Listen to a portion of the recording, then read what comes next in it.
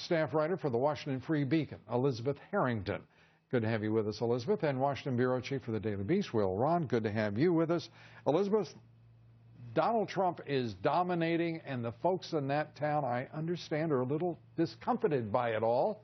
What do you think? Well, I think, of course, it's a little unsettling to some people because he's unpredictable and you can't control him.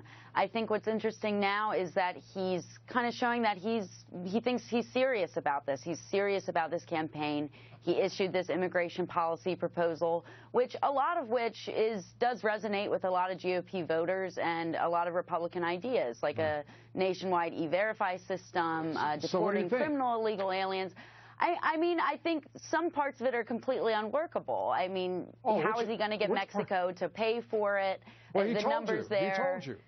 Well, you may not believe it, but he told you how. And the $22 billion remittance payments are not really, that's taken from all the countries, not just the U.S., so that figure is definitely wrong. And Which figure?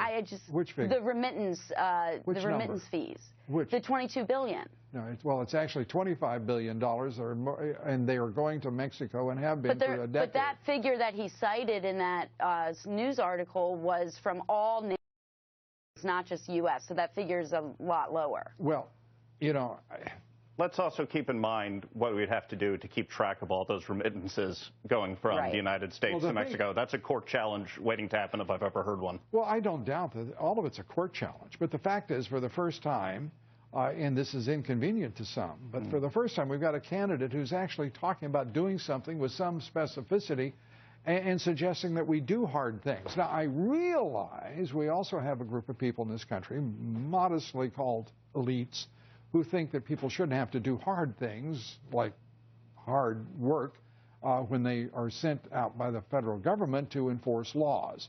Those people are looking at entirely different prospects as a result of Donald Trump's candidacy. Right, Elizabeth? Yeah, I think that's correct. And like you said, he is resonating with people because people want our nation to be a nation of laws. This is a popular idea, really. Byron York had an interesting article today about really not just Republicans, but Democrats also. Most people take a harder line on immigration than, the political class, and thinking that comprehensive immigration reform is the way to go. So really, he may be resonating with a lot more voters because this is what they think. They want a tougher stance. They want a country to enforce their laws. We've got a candidate, Will, who actually wants to reflect the voice of the American people. How utterly yesterday the concept. What do you make of it? Well, you talked about doing hard things. There's hard things, and then there's impossible things, like building a giant impenetrable wall between the United States and Mexico and getting Mexicans to pay for it. It's true, We put a man on the moon in 12 years. Yeah, we paid for it, though.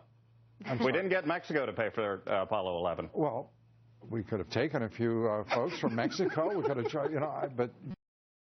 The best part of Trump's candidacy is the bizarre hypotheticals.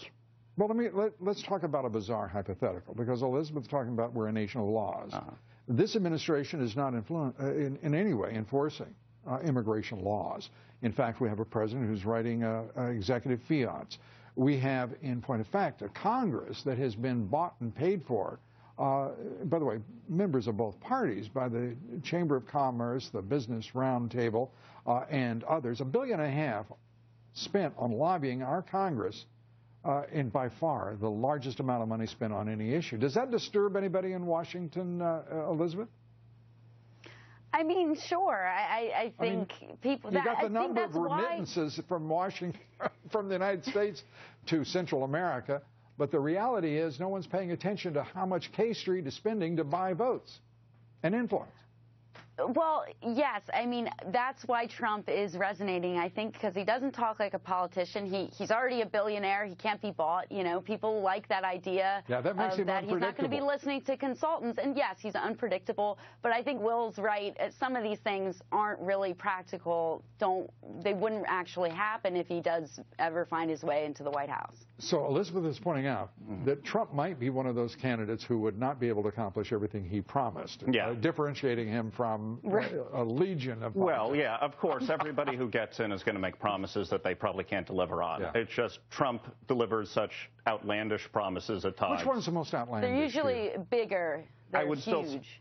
I would still say, I mean, building the wall and getting Mexico to pay for it, I don't know. I'm not an expert, but I don't think we're going to have to leave it with he's not an expert. Well, Ron, thank you. Elizabeth Harrington, we thank you both. Thanks. We appreciate it.